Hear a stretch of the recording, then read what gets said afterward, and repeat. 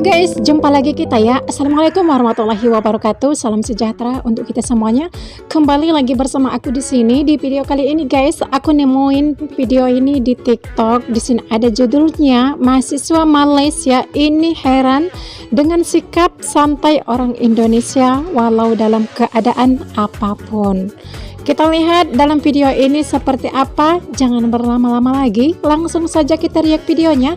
Ini dia videonya. Orang Indonesia itu sangat santai. Ya, orang Indonesia sendiri juga tahu orang Indonesia itu santai. Gimana orang Indonesia santainya? Kerana kemarin ada kejadian tegang di Jakarta di mana ada teroris taruh bom di Jakarta ya. Kalau untuk manusia biasa dari negara lain harus gimana? Harus lari, harus jerit, harus posting ke Instagram ya. Tetapi no, itu bukan orang Indonesia.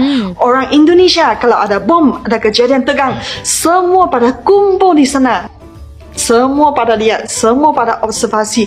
Tenang aja. Sampai saya lihat ada tukang cilok, ada bang cilok kumpul di sana, jualan dagangan. Luar biasa sekali saya lihat. Kalau orang Indonesia itu tidak takut, itu teroris. Mereka mau menakutkan orang Indonesia, tapi orang Indonesia itu rebel. Mereka tak takut. Kalian mau menakutkan kami. Kami malah kumpul di sana. Jadi itu teroris. Dia susah. Waduh, ini kami mau menakutkan orang Indonesia. Orang Indonesia gak lari, malah kumpul di sana. Jadi saya lihat, wah, saya merasa luar biasa sekali. Dan saya juga merasa... Bentar guys. Berani katanya ya guys. Mungkin ini salah satu bedanya orang-orang Indonesia dengan orang di negara mereka. Orang Indonesia itu pemberani. Jadi orang di negara mereka gimana? Oke, kita lihat lagi. Salah sedikit culture shock kerana seharusnya itu ada peristiwa yang membahayakan nyawa, tapi orang Indonesia gak lari. Itu orang Indonesia built different, itu beda dengan orang dari negara lainnya. Mungkin orang Indonesia sudah biasa dengan kejadian yang seperti ini kerana orang Indonesia ada gempa bumi, ada erupsi Merapi, tsunami, terus ada taifun, ada banjir, bencana alam aja santai aja. Apalagi ini peristiwa dari manusia. Saya merasa orang Indonesia ada kebijaksanaan di sini. Ada kebijaksanaan untuk mengidentifikasi apa yang bisa diubah, apa yang tidak bisa diubah, sama perbezaan antara ini dua. Dan lagi satu, orang Indonesia juga tahu harus respon gimana untuk kejadian yang berbeza antara ini. Jadi untuk peristiwa yang tidak bisa diubah seperti bencana alam, mau apain? Nggak bisa apa-apain. Jadi mending optimis, mending santai aja. Dan ini saya lihat kemarin Jakarta banjir, tetapi orangnya bukan pada sedih atau gimana, tetapi saya lihat ada kanak-kanak malah main di dalam airnya. Bahkan saya lihat ada bot jualan sayur lagi menyusuri itu sungai banjirnya. Wah, luar biasa sekali. Udah seperti itu pasar di Thailand ya. Jadi saya lihat di sini orang Indonesia itu apakah kesusahan hidupnya, mereka tetap optimis, santai aja. Dan dengan ini ya saya merasa orang Indonesia mereka lebih happy kerana mereka menjalankan hidup dengan stres yang minimal. Jadi yang apa yang tidak harus dipusingkan kepala, ya udah santai aja. Saya merasa ini yang saya harus pelajari dari orang Indonesia. Jadi gak usah stres banget yang apa yang saya tidak bisa berubah.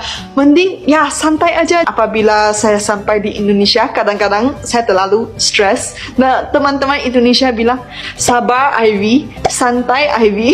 Dan di sini saya agak shock kenapa orang Indonesia suka bilang santai, suka bilang sabar. Nah, ternyata di sini itu kebijaksanaannya di sini.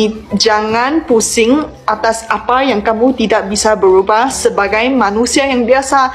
Yang bisa berubah itu kamu melakukan, yang tidak bisa diubahkan itu serahkan kepada Tuhan. Seterusnya saya juga suka orang Indonesia, mereka tidak mengharapkan siapa-siapa, mereka tidak mengharapkan pemerintah, mereka tidak mengharapkan ada sesiapa yang membantu mereka. Semua rezeki mereka cari dengan tangan sendiri, dan ini jelas bisa diobservasi semasa pandemi COVID ini.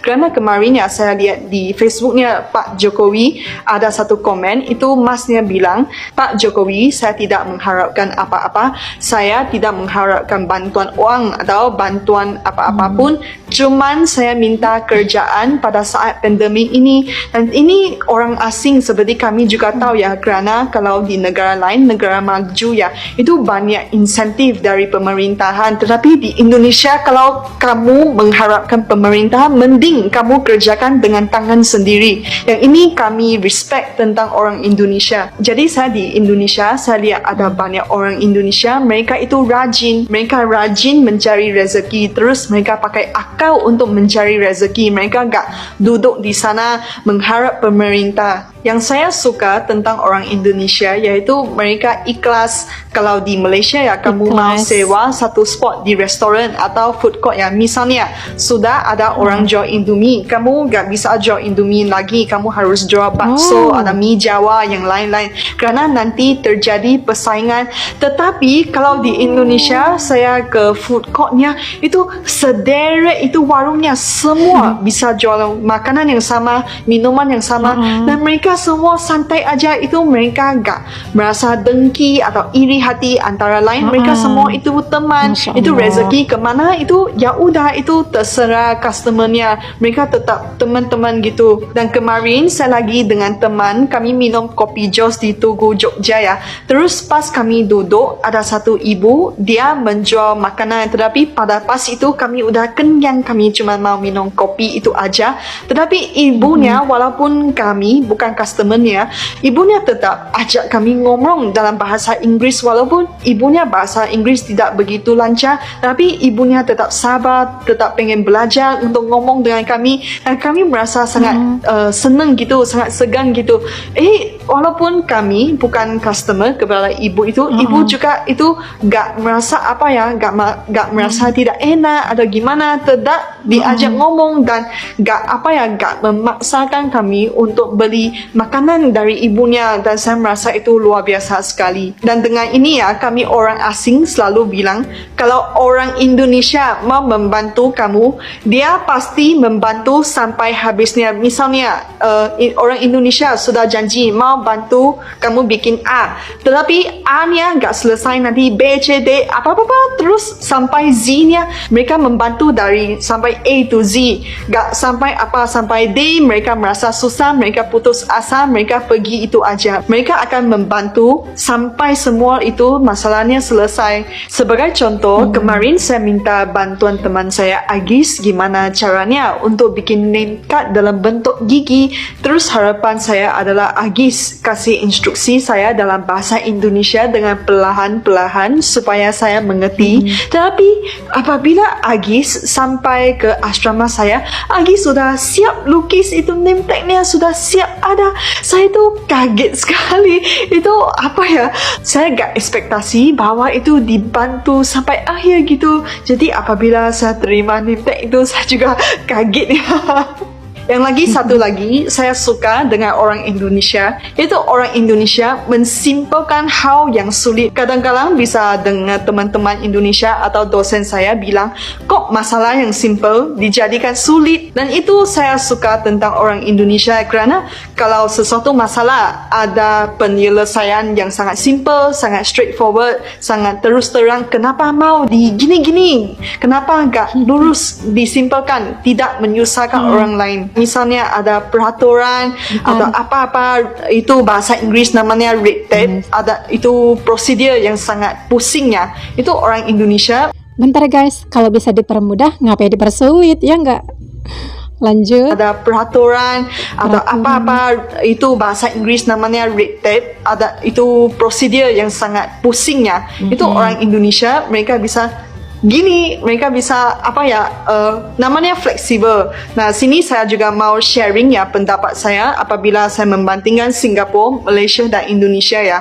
Kalau menurut saya, Singapura mereka itu sangat straight kalau bilang A itu A, itu seperti apa ya, gak ada A, B atau A/B gitu. Itu A. Jadi kadang-kadang itu ada sesuatu masalah butuh penyelesaian yang fleksibel dari manusia, itu gak bisa jalan gitu. Tetapi kalau di Malaysia itu agak di tengah-tengah bersama Indonesia, kadang-kadang itu penyelesaian yang bisa sebagai manusia bukan sebagai robot, ada penyelesaian yang lebih simple. Nah, dijalani gitu. Itu kami kan bukan robot ikut mati-matian gitu. Contohnya kemarin saya pengen bayar UKT ke UGM, tetapi pada saat itu pembayarannya buka, saya nggak ada di Indonesia. Jadi sebelum ini saya tanya ke wakil dekan FKG, saya harus gimana? Dan dengan cepatnya beliau mengarahkan bahawa dibuka satu rekening supaya mahasiswa Malaysia yang tidak ada di Indonesia pengen bayar UKT